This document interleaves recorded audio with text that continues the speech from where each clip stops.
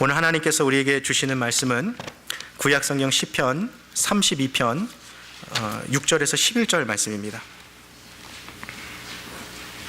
제가 가진 성경으로 구약성경 823페이지에 있습니다.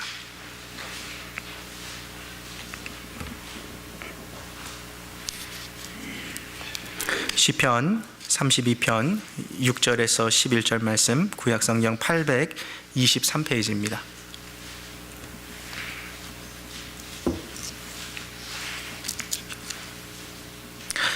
함께 교독하실 때에 우리 한 절씩 교독하시고요. 제가 먼저 6절 받들어 읽겠습니다. 이로 인하여 무릇 경건한 자는 주를 만날 기회를 타서 주께 기도할지라. 진실로 홍수가 범람할지라도 저에게 미치지 못하리이다.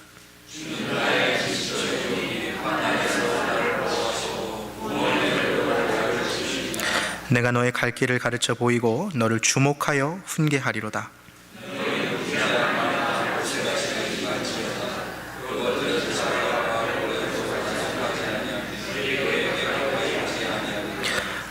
악인에게는 많은 슬픔이 있으나 여호와를 신뢰하는 자에게는 인자하심이 두루리로다. 너희 의인들아 여호와를 기뻐하며 즐거워할지어다. 마음이 정직한 너희들아 다 즐거이 외칠지어다. 아멘. 사랑하는 주님, 주님께서는 우리의 예배를 받으시고 우리의 기도를 들으시며 우리의 찬송을 받으시는 살아계신 하나님인 줄 믿고 이 시간 감사를 드립니다. 주님께서 주의 백성을 하나님의 말씀 아래 모아주셨으니 생수의 강이 흘러가는 이 시간 되게 하시고 삶에 지쳐있는 우리들에게 다시 한번 위로 주시고 힘 주시고 용기 주시고 은혜 주시는 이 시간 되게 하여 주시옵소서. 감사드리며 주 예수 그리스도의 이름으로 기도합니다. 아멘. 반갑습니다. 잘 오셨습니다. 우리 전호자 계신 분들 보고서 한번 좀 인사하시겠습니다. 반갑습니다. 잘 오셨습니다. 우리 옆에 계신 분들 보고 오늘 좀 특별하게 이렇게 인사했으면 좋겠습니다. 오늘따라 더 예뻐 보이십니다. 오늘따라 더 멋있어 보이십니다. 네. 답가하겠습니다. 사돈남말 하십니다. 알겠습니다. 네. 이렇게 함께 모이면 기쁘고 즐거운 코너스톤 교회 되시기를 주님의 이름으로 축복합니다. 저는 오늘 시편 32편 6절에서 11절 말씀을 가지고 내가 너의 갈 길을 가르쳐 보이리라 라는 제목으로 하나님의 말씀을 함께 같이 나누도록 하겠습니다. 다윗은 사울을 피해서 도망자로 살아갈 때부터 이미 그를 따라오고 있는 백성들, 군사들의 숫자가 600명이나 넘쳐났습니다. 참 리더십이 있던 사람이죠. 동고동락해 오면서 그 어려운 시간들을 다 헤쳐서 헤브론에서 유대의 왕으로 등극한 후 이스라엘을 다스리며 40년 동안 왕으로 살아가게 됩니다.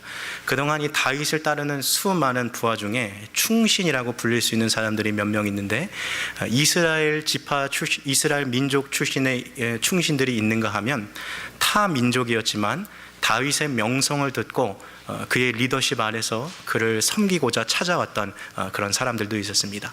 그 중에 대표적인 충신이라 할 수 있는 자가 바로 우리야라 이름하는 사람입니다. 이 사람은 히타이트 민족 출신인데요. 이스라엘 백성에게 같이 이스라엘 백성을 함께 소속되어서 전쟁에 참여했던 그 사람이죠.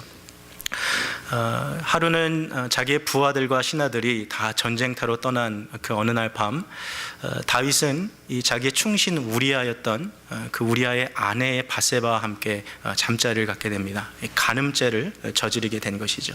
근데 이 바세바가 임신을 하게 돼요. 다윗은 이 사실을 감추고자 그 당시에 이 총사령관이었던 요압에게 우리아를 험악한 전쟁 지역에 보내서 그를 죽게 만듭니다. 자신의 충신이었던 우리아를 죽였고요. 그 충신의 아내였던 그 바세바를 간음했어요. 살인죄와 간음죄를 지었던 이 다윗은 그러나 얼굴을 싹 씻은 채 아무 일도 일어나지 않은 척 그렇게 하루하루 살아가기 시작합니다. 하나님이 보실 때 얼마나 이 다윗의 마음이 악해 보이셨을까요? 선지자 나단을 통해서 하나님께서 이 다윗을 책망하십니다. 그때부터 이 다윗의 인생에 소용돌이가 지기 시작해요. 여태까지는 힘들고 어려웠어도 나날이 조금씩 상황이 좋아지는 그런 평탄한 삶을 살아가고 있는데 갑자기 그의 인생이 폭풍우를 맞은 것처럼 파도에 들썩이는 이 배처럼 그의 인생이 흔들리기 시작하는 것이죠. 대외적으로 적군들이 다윗을 죽이기 위해서 사방에서 일어나고 바세바에게서 태어난 그 아이가 몹시 병에 걸려서 몹시 아파하고 앓다가 죽음에 이르게 됩니다. 그리고 또 다른 아들인 압살롬은 반역해서 이 아버지를 죽이려고 하죠. 그러니까 다윗의 인생이 얼마나 이 혼란스럽고 이 폭풍에 휩싸였는지 우리가 성경을 보면 그의 인생을 우리가 보게 되죠. 힘들고 어려운 이 순간에 다윗이 하나님 앞에 무릎을 꿇고 자기 안에 있는 그 살인죄와 그 간음죄, 하나님 앞에 은밀하게 숨겨왔던 그 죄들을 하나 둘씩 자복하기 시작합니다. 우리가 구약 성경에 있는 시편이 1편부터 150편까지 총 150개가 있는데요, 이 중에 다윗이 내가 살인죄를 지었고 간음죄를 지었기에 하나님 죄송합니다 라고 회개하는 시가 총 3개가 있습니다. 시편 6편, 시편 51편, 그리고 오늘 우리가 함께 읽은 시편 32편이 바로 다윗의 참회시예요. 근데 시편 6편과 51편은 32편과 다른 성격을 갖고 있습니다. 6편과 51편은 다윗이 하나님 앞에 나아가서 하나님, 제가 정말 죄송합니다. 제가 죄를 졌습니다. 하나님께 범죄했습니다. 주의 성령을 내게 거두지 마십시오. 내게 구원의 기쁨을 회복시켜 주시고 다시 한번 내가 주님 앞에 예배하게 하십시오. 이렇게 주님 앞에 자기의 죄를 자복하고 회개하는 내용의 시가 시편 6편과 51편이었어요. 그러면 오늘 32편은 무엇이 다를까요?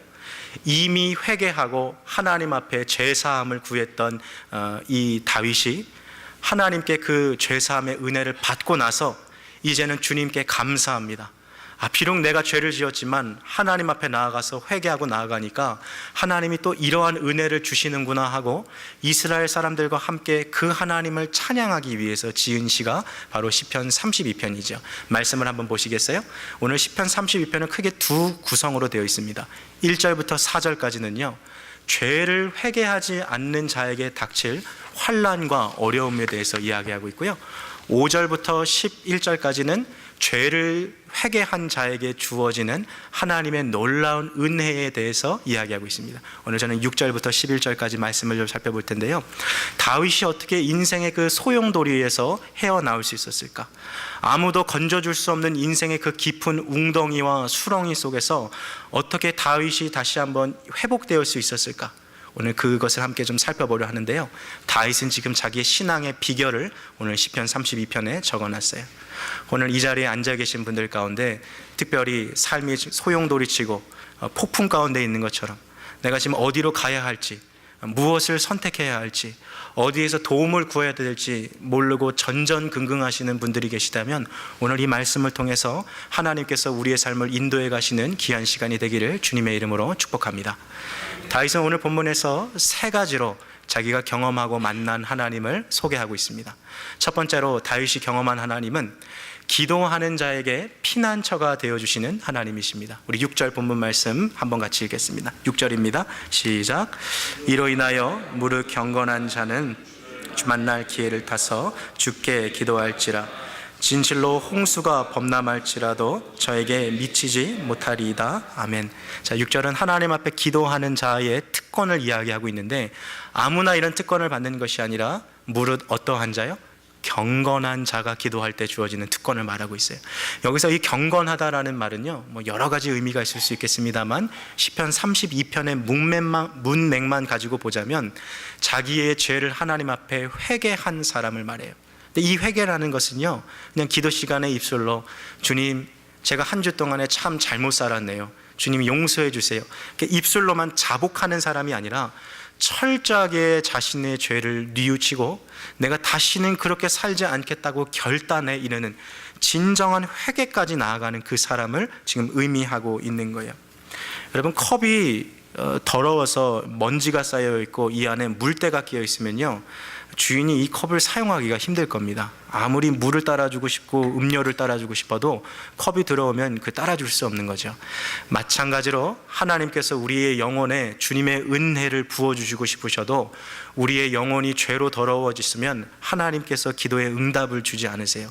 이사야 선지자가 말합니다. 하나님이 귀가 둔하여서 너의 기도를 들으심이 아니라 하나님의 손이 짧아서 너희를 도와주지 못하는 것도 아니다. 오직 너희 죄와 너희 죄악이 너희와 하나님 사이를 갈라놓았다라고 이야기하죠. 그래서 하나님과 같이 붙여지려면 뭐부터 해야 돼요? 기도할 때 먼저 내 안에 있는 죄들을 정리하는 것이 필요해요. 컵을 깨끗이 설거지하듯이 내 안에 있는 죄들을 말씀의 수세미로 씻으면서 하나님, 내가 이런 모습이 있었네요. 주님 보실 참 부끄러운 삶의 모습이 있습니다. 하나님, 내 죄를 회개합니다라고 철저하게 회개하고 난 이후에 기도의 자리에 나아가는 것이 필요하다는 것이죠. 자, 이처럼 철저하게 자신의 죄를 정리하고 하나님 앞에 회개한 사람이 기도할 때 주어지는 그 특권이 무엇입니까? 오늘 6절 말씀을 보니까요, 무릇 경건한 자는 주를 만나서 기회를 타서 주께 기도할지라. 진실로 뭐가 범람할지라도요, 홍수가 범람할지라도 저에게 미치지 못하리로다. 지금 다윗은 남 얘기하고 있는 게 아니라요, 자기 이야기하고 있는 거예요. 자기 경험담. 홍수가 범람하는 것처럼, 사방에서 막 물들이 밀려오는 것처럼 힘들고 어려운 상황을 자기가 겪어왔는데 내 죄를 뉘우치고 하나님 앞에 기도하고 보니까 그 가운데서 하나님께서 도우시는 은혜가 있다는 거죠. 여러분, 홍수가요 예고 없이 찾아오지 않습니까? 간밤에 일어날 수도 있고요, 언제 일어날지도 모르는 것이 홍수예요.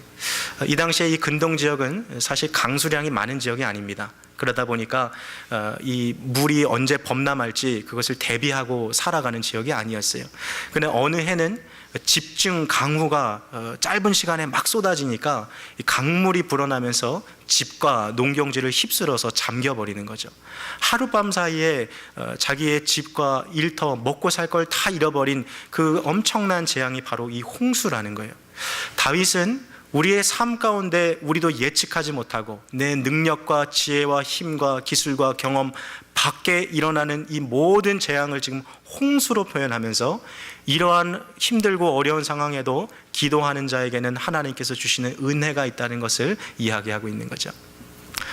지난 4월 4일, 지금 한 주 전 일이죠. 한국에서 그 강원도 고성에서 시작했던 그 산불이 이 속초로 번져가면서 큰 이 대형 화재로 변했다는 그 소식은 이미 뉴스를 통해서 다 접하셨을 것입니다. 제가 이렇게 신문 기사를 읽어보니까요, 뭐 불에 타버린 건물들이 뭐 창고, 공업시설, 관광시설, 뭐 농업시설, 그리고 또 축산시설, 농업기계, 그리고 자동차 막 수없이 불타버렸더라고요. 근데 그 통계를 제가 이렇게 유심히 보니까 주택이 400여 채가 타버렸어요. 그리고 그 주택 주변에 있는 그 축산 그 농업시설이 900여 개가 타버렸더라고요. 그러니까 적어도 이 사건으로 인해서 400여 명은 하루아침에 잠잘 곳을 잃어버렸고요, 먹고 살 직장을 잃어버린 거예요. 강원도 속초의 장천마을의 한 이 할머니가 건물을 이렇게 보고 있는데 신문을 이렇게 보니까 이게 집인지 이게 뭔지도 모를 정도로 다 이렇게 재로 바뀌어버렸더라고요. 망연자실한 눈빛으로 자기 살던 그 집을 보고 있는 거죠. 그분의 이렇게 발을 보니까요, 신발도 아니고 그 할머니들이 한국에서 신는 그 슬리퍼 있잖아요, 그거 신고서 뒷짐 지고서 이렇게 하염없이 이렇게 바라보고 있는 거예요. 앞으로 어떻게 살아가야 되나. 또 다른 뉴스 기사를 보니까요, 한 아주머니가 남편 품에 안겨가지고 막 펑펑 엉엉 울고 있는 거예요. 평생 일궈온 자기의 그 집과 그 모든 재산을 다 지금 잃어버린 거 아니에요. 간밤에 불이 나니까 뭐 지갑도 못 가지고 오고 뭐 옷 한 벌, 신발 한 켤레 가지고 올 틈도 없이 도망왔어요. 다음날 잿더미로 변해버린 그 자기 집 앞에서 어떻게 살아가야 하나 막막함에 계속해서 울고 있는 거예요. 근데 그 아내를 안아주고 등을 토닥여주고 있는 그 남편의 그 표정도 보니까요, 토닥여주고 있지만 자기도 정말 이 앞에 살 길이 너무 막막한 거죠. 그런 표정으로 그것을 바라보고 있는 것을 그 뉴스로 봤어요. 그럼 오늘 이 본문에서 말하는 이 홍수라는 것이 마치 그런 재앙인 거죠. 내 힘으로 도저히 해결할 수 없는, 예측지도 못했고 한 번도 상상해보지도 못한 그 환난과 어려움이 우리의 인생에 찾아온다는 거예요. 그러나 다윗은 오늘 주님을 믿고 따르는 주의 백성들에게 주어지는 놀라운 은혜를 이야기하고 있는 거죠. 비록 삶에 절체절명의 위기가 우리를 둘러싼다 할지라도 하나님 앞에 기도하고 주님의 은혜를 구할 때 주님이 반드시 우리를 도와주신다는 거예요. 다시 발견한 진리는 이거였어요. 기도하는 자에게 피난처가 되어주시는 하나님이 계시다는 거죠. 오늘 7절 말씀에요, 그 내용을 구체적으로 더 풀어가는데요, 우리 7절 말씀 한번 같이 읽겠습니다. 시작. 주는 나의 은신처이오니 환난에서 나를 보호하시고 구원의 노래로 나를 애우시리로다. 아멘. 그래서 은신처란 말이 나오죠. 이거 피난처라고도 바꿔서 해석해도 동일합니다. 이 피난처 혹은 은신처라는 이 히브리어 말은 덮다라는 의미가 있어요. 가리우다라는 말이 있어요. 재앙이 지나가고 있을 때 하나님께서 주님의 손으로 우리를 덮어주시는 거예요. 가려주시는 거예요. 시편 57편 1절에 다윗이 이렇게 찬양합니다. 하나님이여 나를 긍휼히 여기시고 나를 긍휼히 여기소서. 이 재앙이 다 지나갈 때까지 주의 날개로 나를 덮어주시옵소서. 내가 그 날개 그늘 안에서 이 재앙이 지나기까지 피하리이다. 새들을 보면 어미새가 자기의 그 새끼새를 자기 날개 아래로 이렇게 감쌀 때가 있죠. 그것처럼 하나님께서 주의 백성들을 주의 권능의 날개 그늘 아래서 보호해 주고 계시다는 거예요. 다윗은 지금 힘들고 어려운 순간에 기도로 나아갔어요. 그러자 하나님께서 그의 인생의 피난처가 되어주셨다는 거죠. 우리가 읽고 있는 이 성경은요, 창세기로부터 요한계시록까지 이렇게 기도를 통해 하나님을 피난처로 삼은 사람들의 이야기로 가득합니다. 여러분, 요셉의 삶 혹시 기억나십니까? 형들에게 배신당해 가지고요, 이집트의 노예로 팔려갔어요. 그 당시 노예로 팔려다는 것은 뭐 인격도 없고 사유재산도 없는 거거든요. 거의 뭐 망한 거죠. 그런데 요셉이 하나님께 자기의 삶을 의탁하고 주님과 함께 살아가자 하나님이 놀라운 반전적인 그의 인생을 펼쳐나가시죠. 다니엘의 삶 기억나십니까? 그의 원수들이 그를 모함하여서 사자굴에 던져졌지만 늘 하나님을 의지하고 하나님을 피난처로 삼고 살아가는 이 다니엘에게 하나님은 사자들의 입을 봉해 주시는 은혜를 베풀어 주셨어요. 성경은요, 처음부터 끝까지 기도를 통해서 하나님을 피난처로 삼고 살아간 사람들의 이야기로 가득합니다. 지금으로부터 한 60년, 한 70년 전 이야기겠죠. 세계 제2차 대전이 발발했을 때 독일 군사들이 네덜란드를 점령하러 이제 군사를 파견하는데, 독일군이 네덜란드를 점령하는데 불과 일주일도 걸리지 않았어요. 한 5일 정도 지나니까 이 네덜란드를 다 점령했어요. 이 독일군들이 이 네덜란드를 점령하고 나서 제일 첫 번째 한 거는요, 유대인들을 증오하는 그 정신 교육을 시켰어요. 유대인 증오 의식을 심어주려고. 여태까지 함께 학교 다니고 함께 같이 직장 생활했던 내 이웃들 가운데 유대인들이 다 비밀 경찰한테 붙잡혀서 사라지는 거예요. 얼마나 이 도시에 공포가 막 몰려왔겠습니까? 그 네덜란드 국민 중에 50대 여성 콜이라는 사람이 있었는데요. 이 사람은 기독교인이었어요. 독일 비밀 경찰들이 유대인들을 잡아가는 걸 보고서 자기 집에 이렇게 비밀 그 공간에다가 유대인을 이렇게 좀 숨겨준 거죠. 그리고 그 사람한테 때가 되면 이렇게 먹을 것도 주고 잠도 잘 수 있도록 뭐 이불 같은 거, 블랭켓 같은 것도 넣어주고 그렇게 숨죽이듯 그렇게 살았어요. 1년이 지나고 2년이 지났는데 주변의 동네 어떤 사람의 밀고를 통해서 독일 경찰이 그 집에 유대인이 숨어 있다는 사실을 발각하게 됩니다. 결국에는 그 유대인도 잡혀가고요, 이 50대 이 코리도 지하 감옥에 갇히게 됐어요. 이 50대 이 여성이었던 이 코리가 지하 감옥에 갇혀 보니까요, 쉴 틈 없이 이 감옥 벽을 뚫고 총소리가 막 들려오는 거예요. 여기저기서 유대인들이 죽어가는 거죠. 그리고 밤마다 고문으로 사람들의 막 그 절규와 같은 비명 소리가 막 끊임없이 들리니까 잠도 잘 수가 없는 거예요. 그 감옥 밖에 복도에 저벅저벅 그 군화 소리가 들릴 때마다 다음은 내 차례인가 보다. 내가 살고 죽는 것이 저 군인들의 손에 달려있구나, 저 경찰들의 손에 달려있구나 이 생각이 드니까요, 신경쇠약에 이를 정도로 막 불안해서 잠을 못 자겠는 거예요. 그래도 이 사람이 기독교인이니까 하나님 앞에 기도하는 거죠. 주님, 하나님 저 지금 너무 힘든데 저를 좀 도와주십시오. 근데 하나님, 저는 믿음이 없습니다. 저는 믿음이 너무 부족합니다. 하나님 저를 좀 도와주십시오. 이렇게 기도하고 있는 거예요. 그러던 어느 날 그녀가 지내고 있는 그 지하 감옥의 그 천장에서 물이 이렇게 한 방울씩 뚝뚝 떨어지다 보니까 물이 이렇게 고여 있는 거예요. 그래서 그 물을 좀 닦으려고 이렇게 걸레질로 물을 좀 닦고 있는데 그녀의 눈에 개미가 이렇게 줄지어서 지나가는 게 딱 보이는 거예요. 여러분, 뭐 사람에게는 천장에서 떨어지는 뭐 한두 방울 물줄이야 별거 아니겠습니다만, 개미의 입장에서 보면 그거 뭐 폭포 같지 않겠습니까? 한 방울의 물방울도. 그 천장에서 여기저기서 떨어지는 그 물방울을 피해서 개미떼들이 막 도망가고 있는 거예요. 코리가 그 모습을 보니까요, 그 중에 한 개미가 천장에서 떨어지는 물에 딱 부딪혔어요. 그러자 젖어 있는 그 다리, 두 다리를 비틀비틀 거리면서 개미가 자기의 집을 향해서 막 도망가고 있는 거죠. 그때 그 모습을 보고 있는 코리아에게 하나님께서 주의 그 부드러운 음성을 들려주시는 거예요. 코리아, 너의 믿음이라는 것은 저 개미의 뒷다리와 같이 보잘것없고 연약한 것이다. 그러나 코리아, 내가 너의 피난처가 된다. 저 개미가 자기의 집을 향해서 저렇게 가듯이 피난처라는 나를 의지하라. 주님의 음성이 들려온 거죠. 아, 주님이 나의 피난처 되시는구나. 그 사실을 깨닫고 나서 보니까요, 여태까지 감옥에서 한 번도 느껴보지 못했던 마음의 평안함이 이렇게 찾아오기 시작하는 거예요.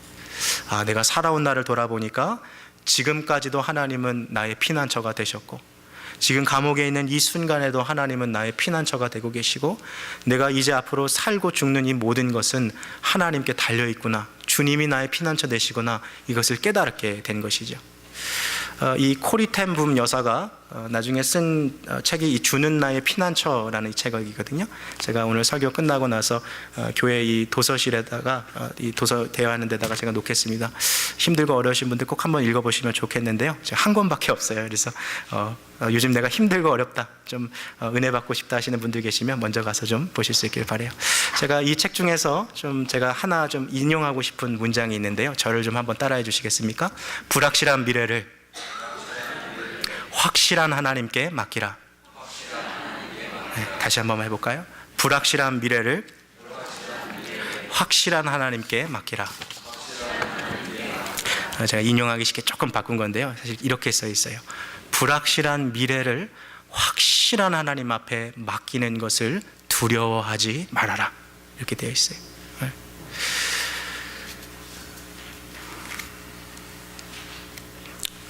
우리가 살아가면서 참 불확실한 일들이 얼마나 많이 있겠습니까? 지금 당장 무엇을 선택해야 되는지, 무엇을 결정해야 되는지, 내가 결정하는 그 한 가지를 통해 내 삶의 10년, 20년, 평생의 일들이 결정된다면 얼마나 두렵고 떨리겠어요. 오늘 본문에 나오는 이 다윗의 고백이 이거예요.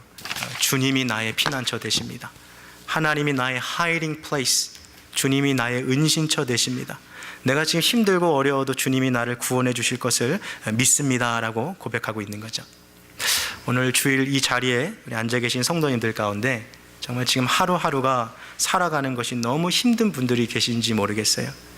마음이 무겁고 힘들어서 지금 옆에 있는 사람이 콕 하고 찌르면 자기도 모르게 정말 눈물이 왈칵 쏟아질 정도로 힘든 분이 계신지도 모르겠어요. 그러나 꼭 기억하십시오. 우리가 연약해도 우리의 하나님은 우리의 강하신 피난처가 되어 주십니다.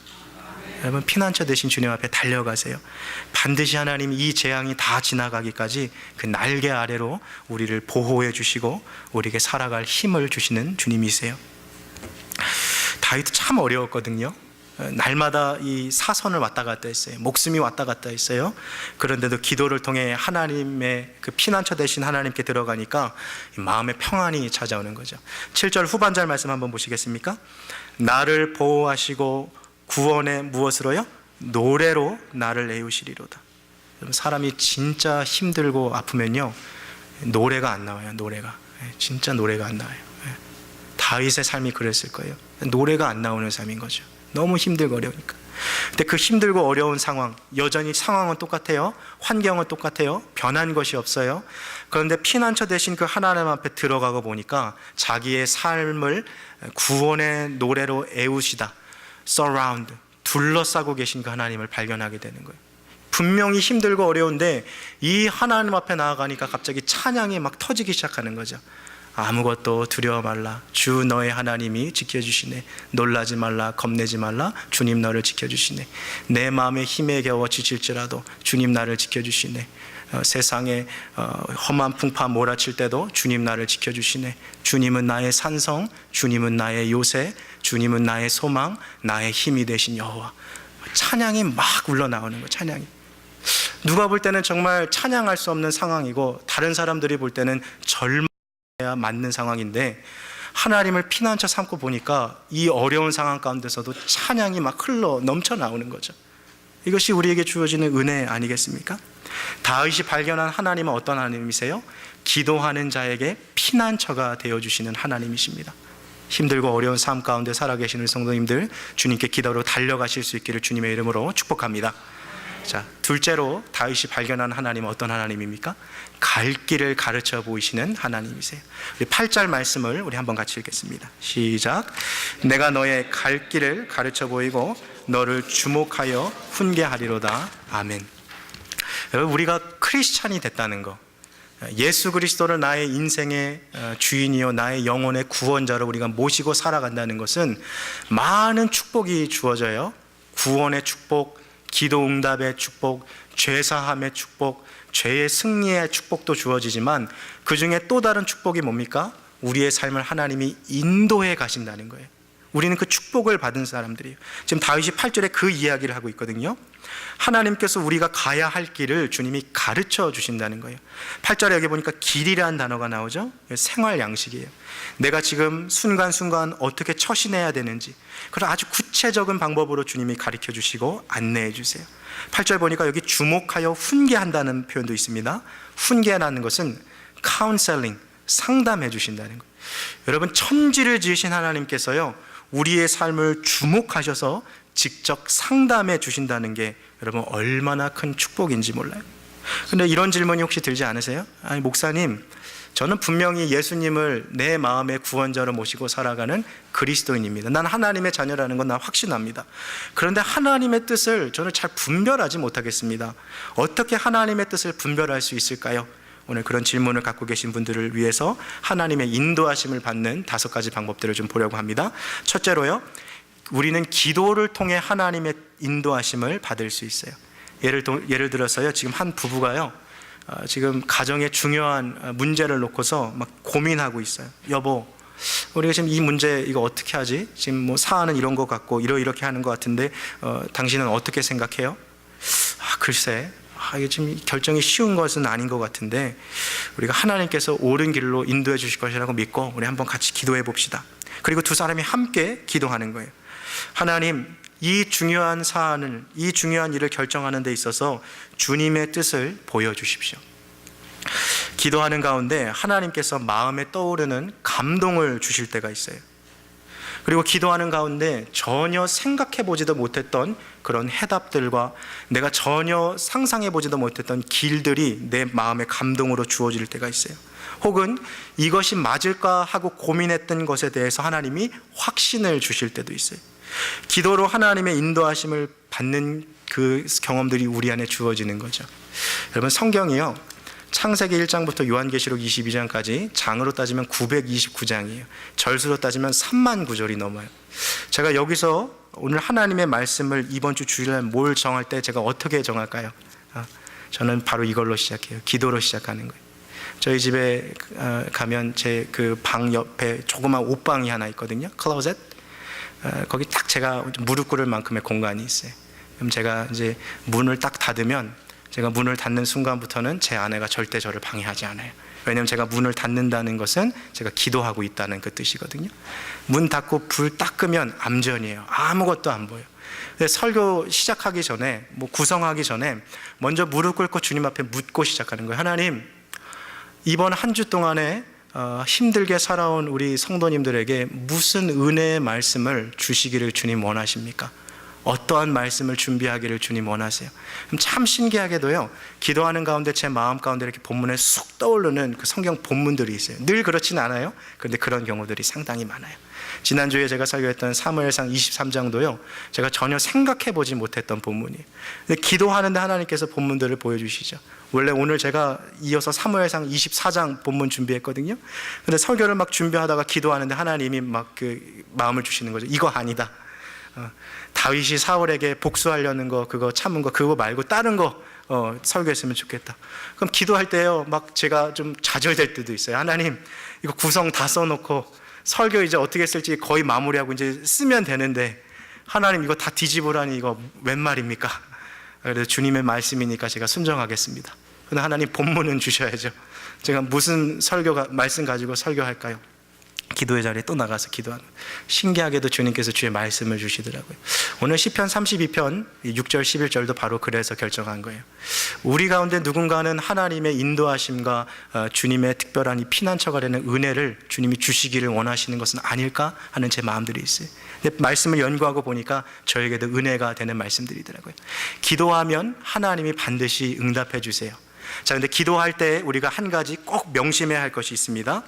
기도로 하나님의 인도하심을 받을 때는요, 하나님께서 내 인생을 반드시 좋은 길로, 바른 길로 인도해 주신다는 것을 확신하며 기도하는 것이 중요해요. 꼭 그 자세를 갖고 기도하세요. 자, 두 번째는요, 말씀을 통해 하나님의 인도하심을 받을 수 있어요. 예를 들면 평상시에 그냥 지나치던 성경 구절이었는데 어느 날 갑자기 그 구절이 나에게 마음을 툭 치는 것처럼 특별한 감동으로 다가올 때가 있어요. 그 두 부부가 어떤 일을 대해서 이렇게 고민하고 있는데 마침 이 두 분이 같이 큐티하거든요. 근데 말씀을 보다 보니까 갑자기 오늘 그 말씀이 내한테 탁 다가오는 거예요. 어머 여보, 오늘 큐티 말씀 봤어요? 여기 봐요. 이 본문 봐봐요. 여기 지금 마가복음 1장 38절에 보니까 예수님께서 제자들에게 가까운 마을에 가서도 이 복음을 전하자고 말씀하셨네요. 오늘 이 말씀이 하나님에게 우리에게 주시는 말씀 아닐까요? 말씀으로 분별하는 거죠. 여러분, 부부가요, 같은 말씀을 매일 같이 본다는 것이 그 가정에게 얼마나 큰 영적인 축복인지 몰라요. 함께 말씀을 통해서 하나님의 뜻을 분별해 가면서 가정을 움직여 가는 거죠. 자녀의 어떤 진로 문제, 결혼, 취직 문제에 있어서도 부부가 그 말씀으로 같이 살아가다 보면 하나님의 뜻을 분별하는 것이 더 수월해집니다. 이 말씀을 통해서 주님의 뜻을 분별한다는 것은 하나님의 뜻이 아닌 것은 또 걸러낸다는 의미가 있어요. 예를 들면 이런 거예요. 지금 직장에 취직해야 되는데요, 직장 조건이 너무 좋아요. 연봉도 내가 생각했던 것보다 몇 프로 더 높고 휴가도 많이 주고 누가 봐도 가고 싶은 직장인 거예요. 근데 내가 이 직장에 취직하려면 단 한 가지 걸리는 게 있는데 그게 뭐냐면 내가 거짓말을 하고 이 직장에 들어가야 돼요. 뭔가 하나 속이고. 근데 그것이 자꾸 마음에 걸리는 거죠. 하나님, 내가 이 직장에 들어가는 거 맞습니까? 아닙니까? 그거 기도해 볼 필요도 없는 거예요.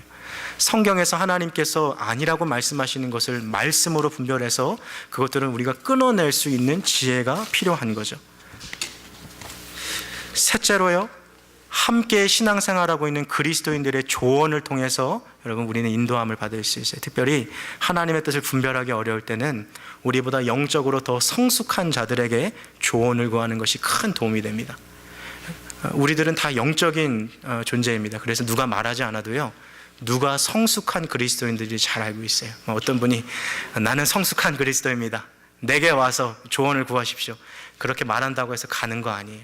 함께 신앙생활 하다 보면 분별이 돼요.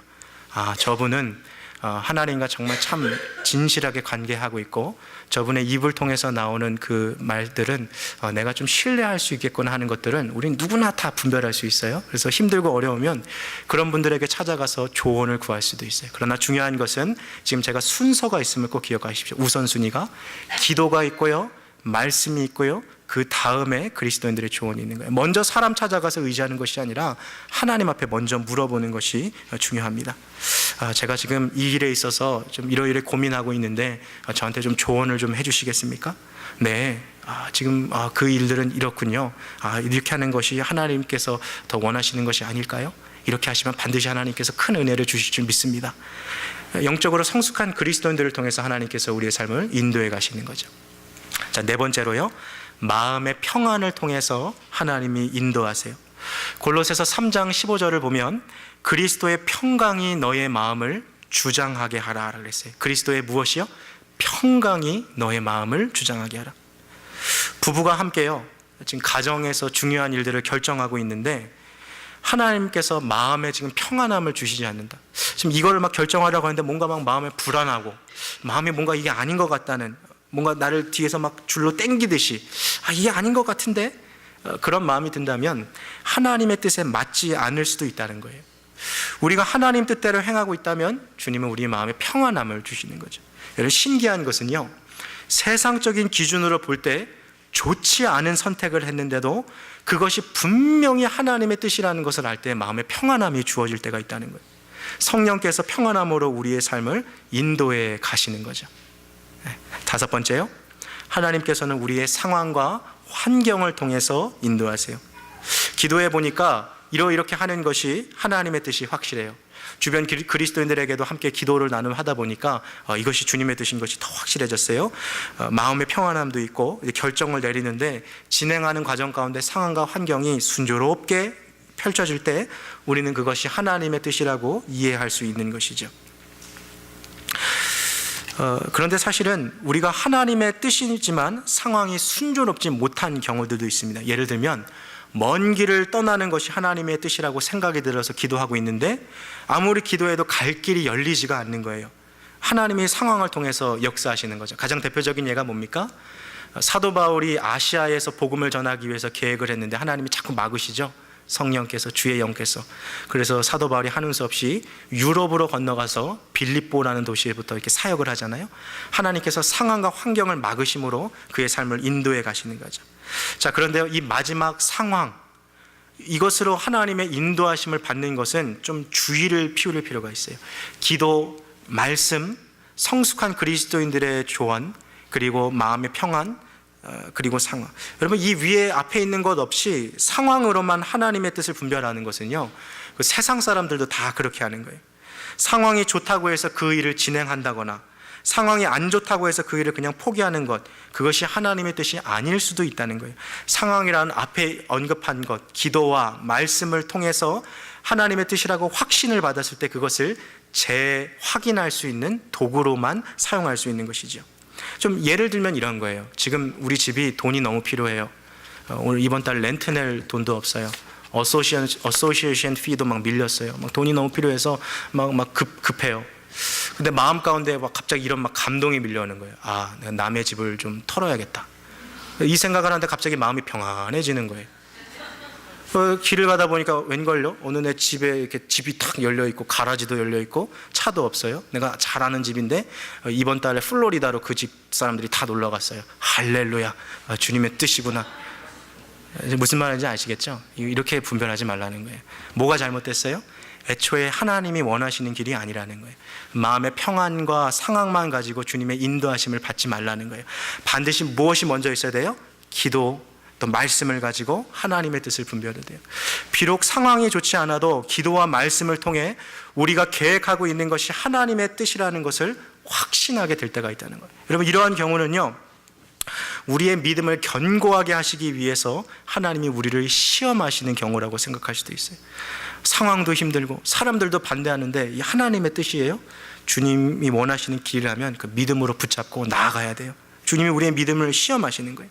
더 놀라운 것은요, 그것이 진짜 하나님의 뜻이라면 상황이 열리기 시작하고요, 환경이 바뀌기 시작하고요, 반대했던 사람들이 나의 동역자로 바뀌기 시작하는 거죠. 하나님께서 길을 결국 열어주시는 거죠. 자, 8절 말씀 한번 다시 보시겠습니까? 함께 같이 읽겠습니다. 시작. 내가 너의 갈 길을 가르쳐 보이고 너를 주목하여 훈계하리로다. 오늘 이 말씀이 한글 성경어로 보면 캐치되지 않는 뉘앙스가 하나 있는데요, 히브리어로 보면 이 성경은요, 내가 너의 갈 길을 계속해서 끊임없이 매일매일 순간순간마다 가르쳐 보이고 내가 너를 주목하여 매일매일 순간순간마다 쉬지 않고 너를 훈계하겠다, 주님 말씀해 주시는 거예요.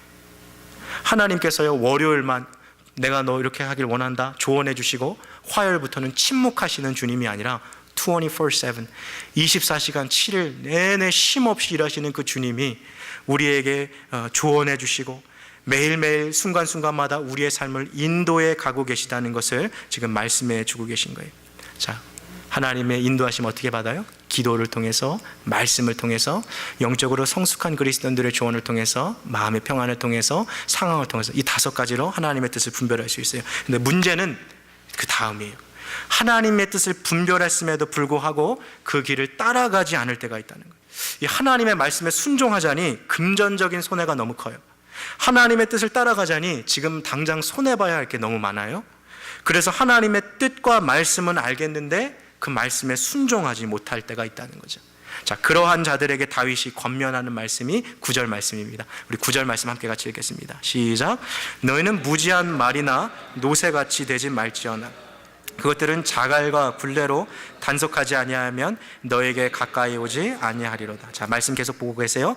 무지한 horse or donkey, 말이나 노새같이 되지 말지어다. 여기서 무지한 말이나 노새는 고집스러운 사람들, 아주 완고해서 하나님의 뜻이 뭔지 알면서도 그렇게 따라가지 않는 사람들 말하는 거예요. 그렇게 되지 말라요. 그들은 자갈과 굴레, 이건 징계와 환난을 의미하거든요. 자, 이제 저를 보시겠어요?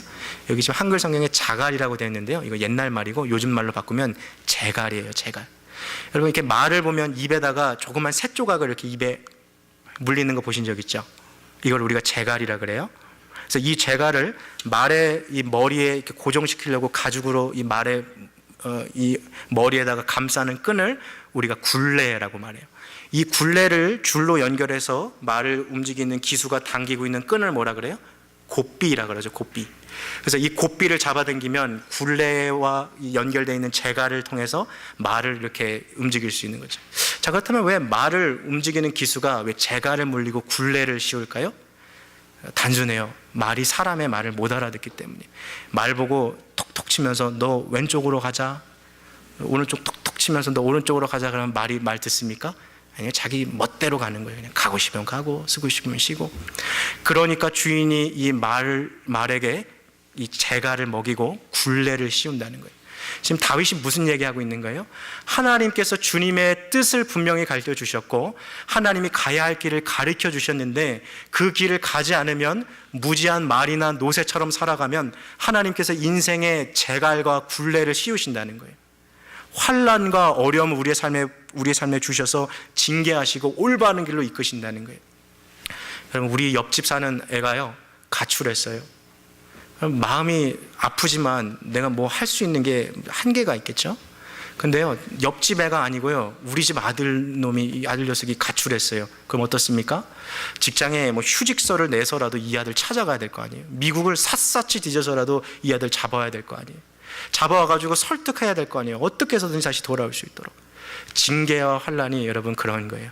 아무에게나 주어지는 것이 아니라 하나님의 자녀니까 주님이 주시는 거죠. 자, 하나님의 말씀을 깨달았음에도 그 뜻을 따르지 않는 사람들에게 분명히 주님께서 재갈과 굴레를 이렇게 입히신다는 거죠.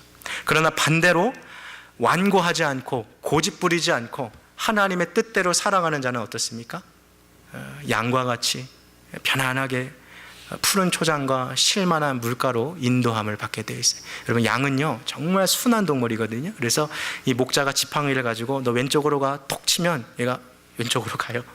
오른쪽으로 가고 톡 치면 양이 오른쪽으로 가요. 되게 순해요, 양은. 하나님은 우리가요 무지한 말이나 노새처럼 살아가는 게 아니라 목자의 그 음성을 따라, 목자의 그 지도를 따라갈 수 있는 양처럼 살아가기를 주님 원하고 계십니다.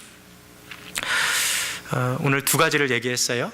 기도를 통해서 피난처가 되시는 하나님, 그리고 또 우리의 갈 길을 가르쳐 주시는 하나님입니다. 마지막으로 우리 하나만 더 같이 봤으면 좋겠는데요, 다윗은 주님을 의지하는 자에게 인자하심을 베푸시는 하나님을 소개하고 있습니다. 우리 10절 말씀 한번 같이 읽겠습니다. 시작. 악인에게는 많은 슬픔이 있으나 여호와를 신뢰하는 자에게는 인자하심이 두루리이다.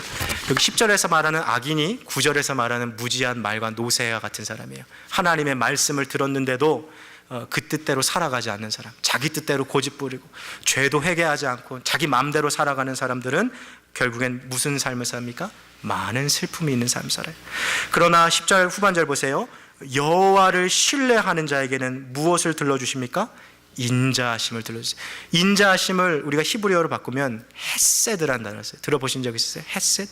이 헤세드는 무슨 뜻이냐면요, 하나님이 주실 수 있는 가장 큰 복과 은혜, 풍성한 하나님의 사랑을 말하고 있어요. 그거를 우리에게 주신다는 거예요. 누구에게요? 여호와를 신뢰하는 자. 주님이 지금 내게 보여주신 길이 있어요. 하나님의 뜻이 있어요. 이 길을 가야 하는데 두렵고 무서워요. 이렇게 살다가 망하면 어떡하지? 이대로 가다가 내가 힘들고 어려운 일을 생각하면 어떡하지? 그러나 어떻게 살아가요? 주님의 뜻이라는 것을 확신했기에 여호와를 신뢰함으로 그 길을 한 걸음 한 걸음 걸어가는 거예요. 그러한 자에게 주님께서 인자하심, 헤세드를 베풀어 주신다는 것이죠. 오늘 말씀을 좀 맺겠습니다. 여러분, 혹시 오늘 이 자리에 앉아 계신 분들 가운데 지금 내 삶 가운데 특별한 하나님의 보호하심, 특별한 하나님의 인도하심이 혹시 필요한 분이 계신지 모르겠어요. 지금이야말로 하나님 앞에 나아갈 때예요. 기도의 자리에서 하나님을 구하십시오. 홍수가 범람할지라도 미치지 못할 겁니다. 하나님을 피난처 삼으십시오. 반드시 보호해 주실 것입니다. 하나님의 인도하심을 구하십시오. 반드시 갈 길을 가르쳐 주시고 가장 좋은 길로 인도해 주실 것입니다. 여러분, 새로운 이 한 주 이 좋으신 하나님과 함께 교제하며 살아가실 수 있는 우리 모든 코너스톤 교회 성도님들 되시기를 주님의 이름으로 축복합니다.